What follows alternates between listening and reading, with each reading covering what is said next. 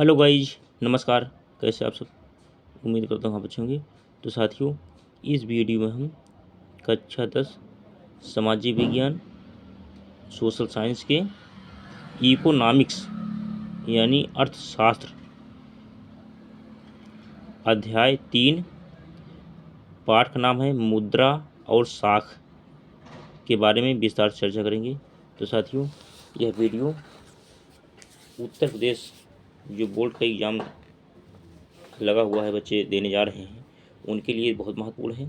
और आप किसी भी बोर्ड में पढ़ाई करते हो वहाँ भी यह पूछा जाता है। और जो हमारे भाई बहन किसी कंपटीशन की तैयारी कर रहे हैं वहाँ यह विकल्प के रूप में MCQ के रूप में ज़रूर पूछा जाएगा। तो सभी लोग मिलकर इसका अध्ययन करिए। अब प्लीज़ साथियों, जो लोग चैनल पर नए जुड़े हों, चैनल को सब्सक्राइब करके बेल आइकन घंटी प्रेस कर लेंगे और इस वीडियो को लास्ट तक देखिए और सभी लोग ज़्यादा से ज़्यादा लाइक करें, दोस्तों में शेयर करें। तो क्या है अध्याय 3, पाठ का नाम है मुद्रा और साख यानी मनी एंड क्रेडिट। ये क्या है साथियों? पार्ट 1 है। पार्ट एक है। अब ये आता है इकोनॉमिक्स के अंतर्गत यानी अर्थशास्त्र।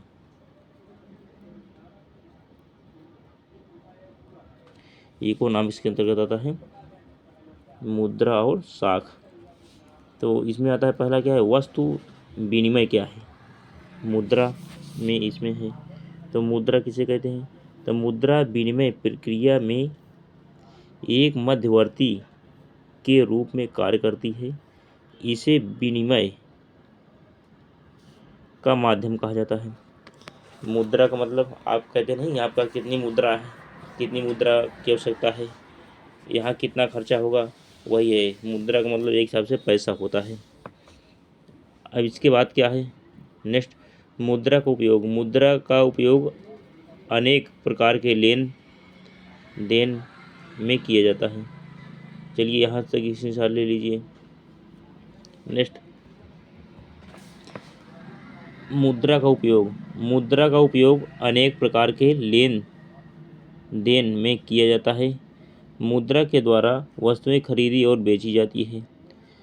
जिस व्यक्ति के पास मुद्रा है वह इसका विनिमय किसी भी वस्तु या सेवा खरीदने के लिए आसानी से कर सकता है। साथियों, यह नोट्स तैयार करने में बहुत टाइम लगा था। ये नोट्स आपके लिए बहुत अच्छा साबित होगा। तो आप सभी लोग इस वीडियो पूरा देखते रहें और आगे मैं आपको ऐसे अध्ययन कराता रहूँगा। अब देखिए क्या है वस्तु विनिमय प्रणाली। वस्तु विनिमय वह प्रणाली है जिसमें वस्तुओं व सेवाओं के बदले दूसरी वस्तु व सेवा का लेन देन होता है। इस प्रणाली में मुद्रा का प्रयोग नहीं किया जाता है। मुद्रा के प्रादुर्भाव के पहले सारा लेन देन वस्तु विनिमय के द्वारा ही होता है। जैसे चावल के बदले कपड़ा। चावल, अगर आप कोई कपड़ा खरीद बेचने वाला आया है, आप क्या करेंगे, घर से धान लेंगे या चावल लेंगे, गेहूँ लेंगे, कुछ भी लेकर के कपड़ा खरीद लेंगे।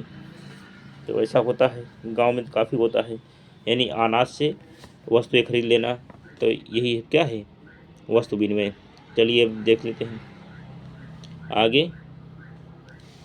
प्राप्त करना, किसी कर्मचारी को उसकी सेवाओं का भुगतान अनाज के रूप में किया जाना इत्यादि। कोई अगर आपका काम किया है उसको पैसा ना दे करके, मुद्रा ना देकर उसको क्या अनाज दे दीजिए उतने पैसा का, तो क्या होता है, ये भी उसी में आता है।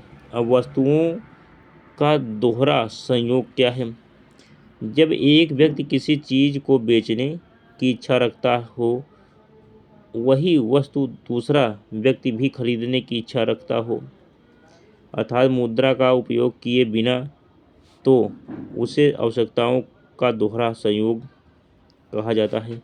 मुद्रा के आविष्कार से वस्तु विनिमय प्रणाली की सबसे बड़ी कठिनाई आवश्यकताओं के दोहरे संयोग का समाधान हुआ है। अब आगे क्या है, मुद्रा, मुद्रा अंग्रेजी भाषा के शब्द मनी का हिंदी रूपांतरण है। चलिए नेक्स्ट देख सकते हैं। मनी शब्द लैटिन भाषा के मोनिटा से लिया गया है।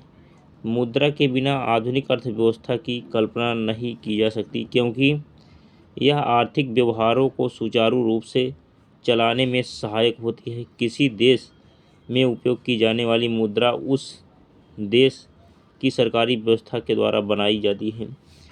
नंबर 1 क्या है? मुद्रा एक माध्यम है जिसके जरिए हम किसी भी चीज़ को विनिमय द्वारा प्राप्त कर सकते हैं। दूसरे शब्दों में मुद्रा के बदले में हम जो चाहे खरीद सकते हैं। मुद्रा के तौर पर सबसे पहले सिक्कों का प्रचलन हुआ। शुरू में सिक्के सोने चांदी जैसी महंगी धातु से बनाए जाते थे। स्क्रीनशॉट ले लीजिए इसका। फिर क्या हुआ आगे? जब महंगी धातु की कमी होने लगी तो साधारण वस्तुओं से सिक्के बनाए जाने लगे। बाद में सिक्कों के स्थान पर कागज़ के नोटों का इस्तेमाल होने लगा। आज भी कम मूल्य वाले सिक्के इस्तेमाल किए जाते हैं। नंबर 2, सिक्कों और नोटों को सरकार द्वारा अधिकृत एजेंसी द्वारा जारी किया जाता है। भारत में रिजर्व बैंक ऑफ इंडिया द्वारा इन नोटों को जारी किया जाता है। भारत के करेंसी नोट पर आपको एक वाक्य लिखा हुआ मिलेगा जो उस करेंसी नोट के धारक को उस नोट पर लिखी राशि देने का वादा करता है। अब आगे क्या है? रिजर्व बैंक के कार्य क्या है? ये भी बहुत महत्वपूर्ण है, कई बार एग्जाम में पूछा गया है।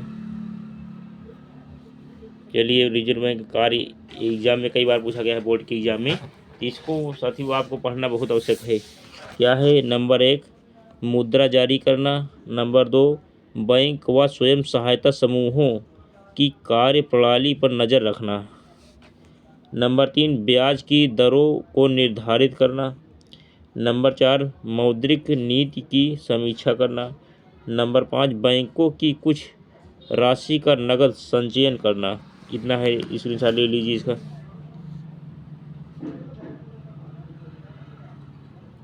नेक्स्ट, अब आगे मुद्रा के आधुनिक।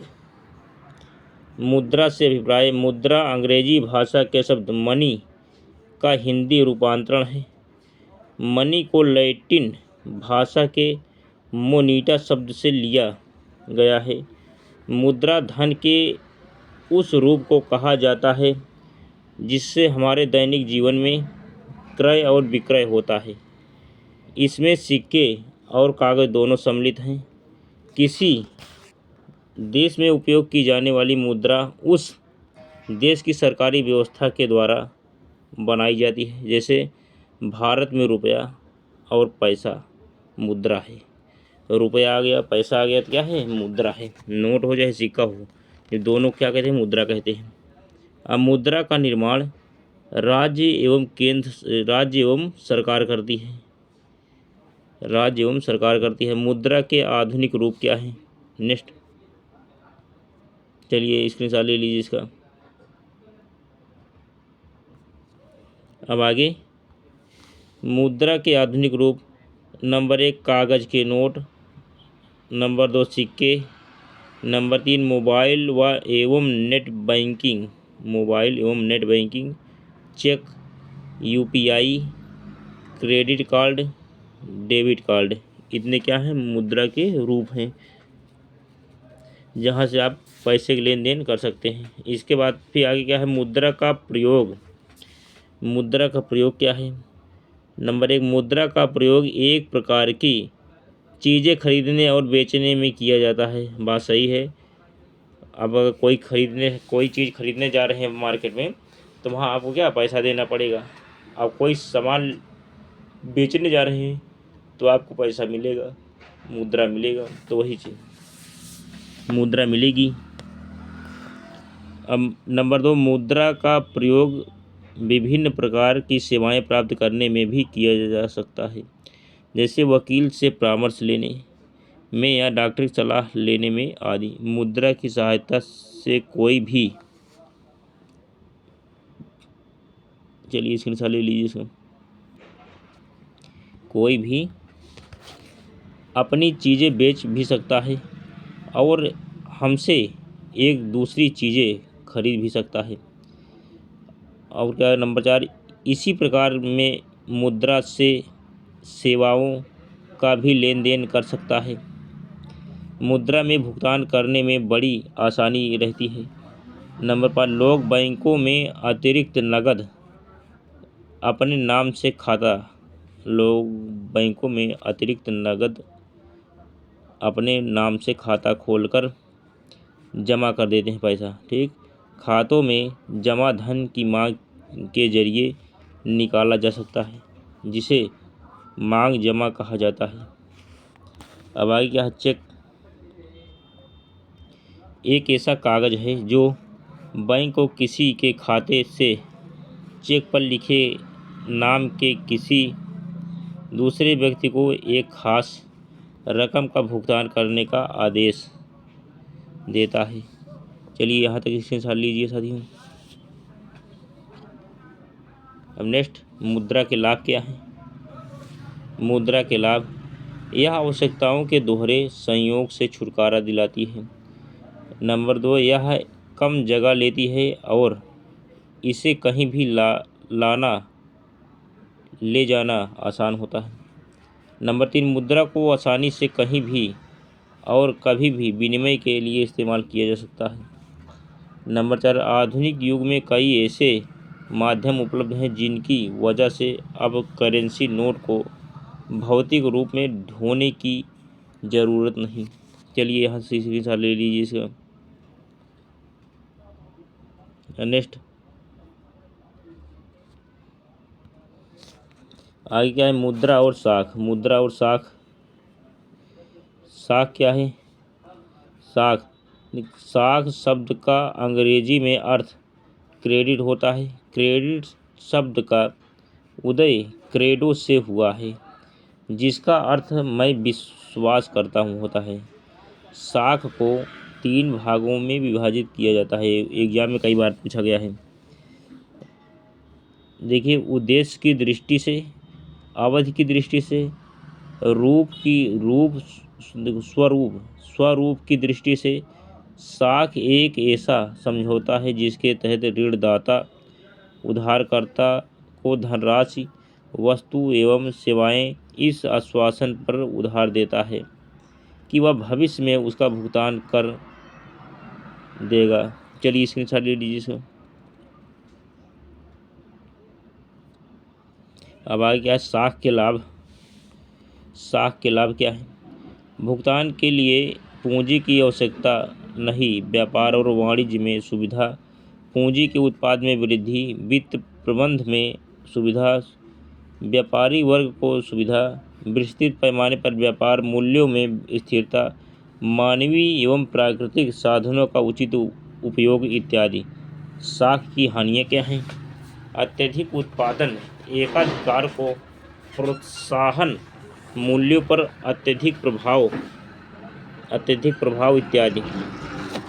अब क्या है, अत्यधिक उत्पादन, एकाधिकार को प्रोत्साहन, मूल्यों पर अत्यधिक प्रभाव इत्यादि। यह है, स्क्रीनशॉट ले लीजिए साख की हानियाँ।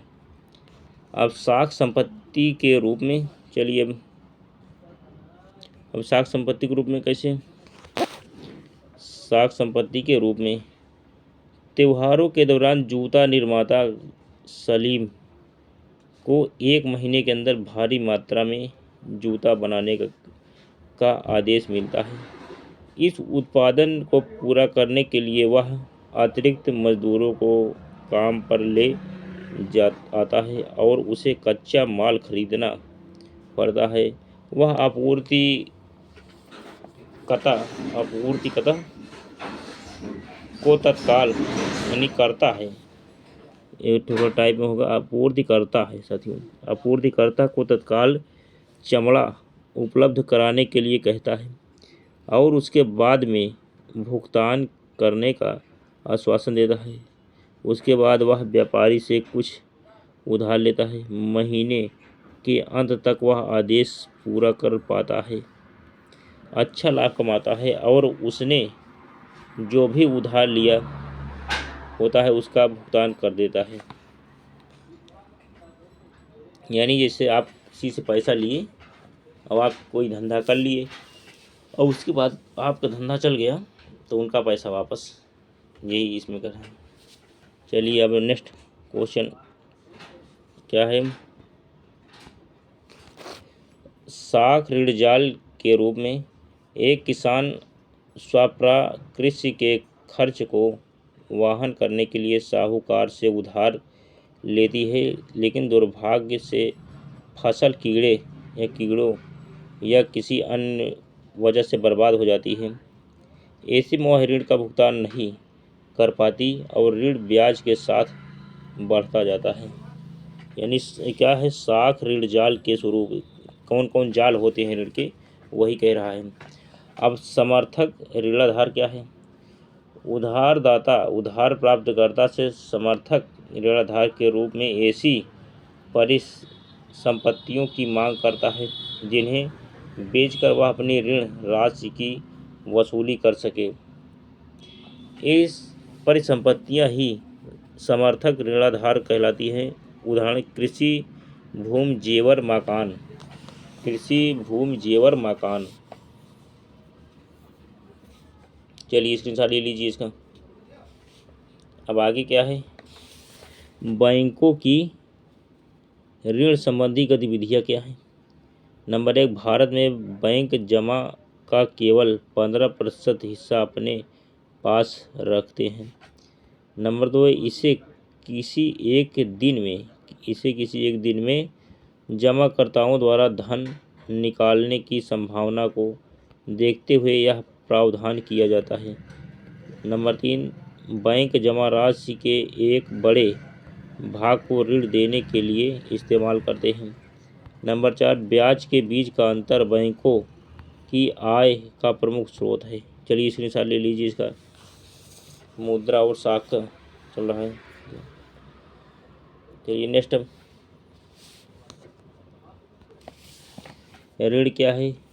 मुद्रा और साख में ऋण की शर्तें क्या हैं। नंबर 1, ब्याज की दर। हर एक ऋण के समझौते में ब्याज की दर निश्चित कर दी जाती है जिसको कर्जदार महाजन को मूल रकम के साथ अदा करता है।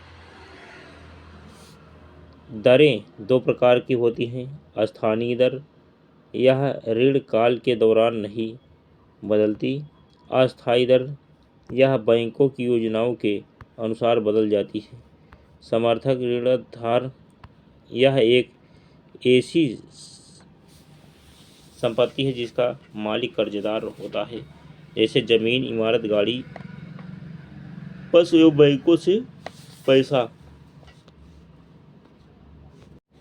चलिए स्क्रीनशॉट ले लीजिए।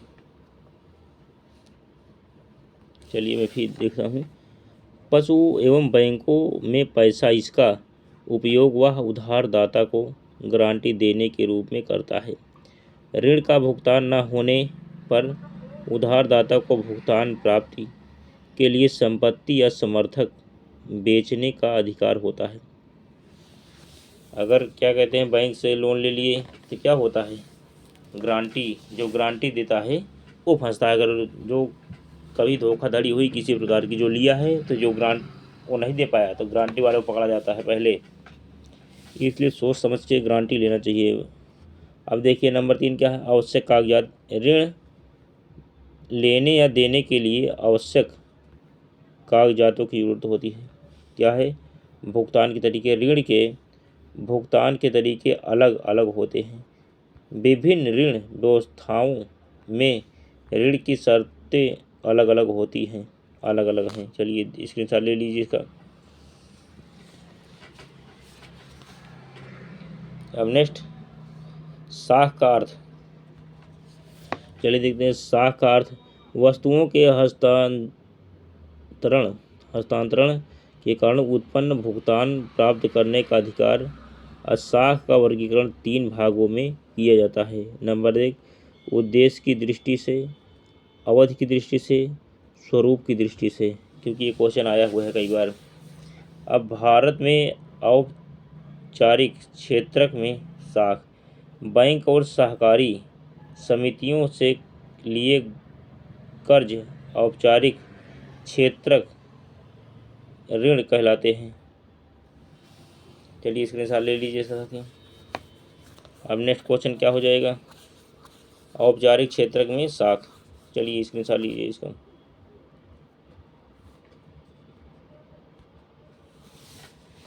नंबर 1, साहूकार व्यापारी, मालिक, रिश्तेदार, दोस्त इत्यादि ऋण उपलब्ध कराते हैं। ऋणदाताओं की गतिविधियों की देख रेख करने वाली कोई संस्था नहीं है। अब ऋणदाता ऐच्छिक दरों पर ऋण देते हैं, नाजायज तरीकों से अपना ऋण वापस लेते हैं। Self help group. अब क्या है? नंबर 1, सेल्फ हेल्प ग्रुप का प्रचलन अभी नया है। इस प्रकार के ग्रुप में लोगों का एक छोटा समूह होता है, जैसे 15 से 20 सदस्य। सभी सदस्य अपने जमा किए हुए पैसों को इकट्ठा करते हैं। उस जमा रकम में से किसी भी सदस्य, चलिए स्क्रीनशॉट ले लीजिए इसका, किसी भी सदस्य, चलिए देखें, छोटी सी राशि कर का कर्जा दिया जाता है, फिर वह सेल्फ हेल्प ग्रुप उस राशि पर ब्याज लेता है। इस तरह के कर्ज के सिस्टम को माइक्रो फिनांस कहते हैं। चलिए यहाँ तक इससे साथ ले लीजिए। इसका नेक्स्ट नंबर 2 क्या है? सबसे पहले बांग्लादेश के ग्रामीण बैंक ने माइक्रो फिनांस की परिपाटी शुरू की। ग्रामीण बैंक के संस्थापक मोहम्मद यूनुस, अब क्या है? बांग्लादेश के बता रहा है। देखो, ग्रामीण बैंक के संस्थापक मोहम्मद यूनुस ने इस दिशा में काफ़ी काम किया है और गरीबों की मदद की है। उनके प्रयासों के लिए उन्हें 2006 में नोबेल पुरस्कार से सम्मानित किया गया।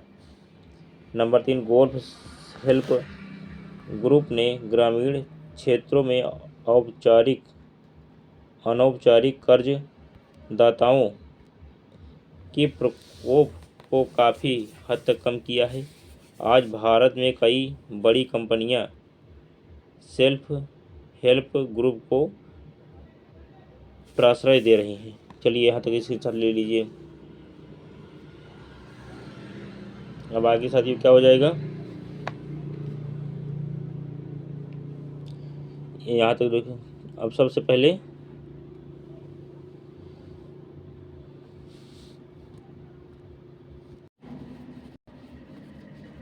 वह क्या है? सबसे पहले बांग्लादेश के ग्रामीण बैंक ने माइक्रो फिनांस की परिपाटी शुरू की। ग्रामीण बैंक के संस्थापक मोहम्मद यूनुस ने इस दिशा में काफ़ी काम किया है और गरीबों की मदद की है। उनके प्रयासों के लिए उन्हें 2006 में नोबेल पुरस्कार से सम्मानित किया गया। अब आ गया नंबर 3, सेल्फ हेल्प ग्रुप ने ग्रामीण क्षेत्रों में अनौपचारिक कर्ज दाताओं के प्रकोष्ठों को काफ़ी हद तक कम किया है। आज भारत में कई बड़ी कंपनियां सेल्फ हेल्प ग्रुप को प्रश्रय दे रही हैं। चलिए दोबारा मैंने पढ़ दिया, इसको आप जो है ध्यान से समझ लेंगे। चलिए अब नेक्स्ट, अच्छा यहाँ तक था, चलिए कोई बात नहीं। नेक्स्ट क्वेश्चन है, प्रश्न है, उसको पूरा कराएंगे। तो साथियों वीडियो हो पूरा, अब इसका हम जो है विस्तार से चर्चा। देखिए फिर क्या है, सेल्फ हेल्प ग्रुप ने ग्रामीण क्षेत्रों में अनौपचारिक कर्ज दाताओं के प्रकोष्ठ को काफ़ी हद तक कम किया है। आज भारत में कई बड़ी कंपनियां सेल्फ हेल्प ग्रुप को प्रश्रय दे रही हैं। तो साथियों, इसका आप लोग स्क्रीनशॉट ले लीजिए और इसको 20 से नहीं पूरा देखिए। और इस वीडियो पर आप लोगों से ज़्यादा से ज़्यादा कमेंट चाहिए और लाइक चाहिए। तो उम्मीद करता हूँ साथियों, आप वीडियो देखकर जब संतुष्ट हो जाना तो ज़रूर लाइक कर देना साथियों, क्योंकि जब लाइक करेंगे तो हमको ताकत मिलती है और मैं आपको ऐसे ही ऑनलाइन अध्ययन कराता रहूँगा। तो चलिए, ये पार्ट 1 पूरा हुआ। अब मैं अपनी वाणी को विराम देता हूँ। इसका नेक्स्ट पार्ट क्वेश्चन आंसर का है, मैं जल्द प्रोवाइड कराता हूँ। तो जय हिंद, जय भारत, वंदे मातरम।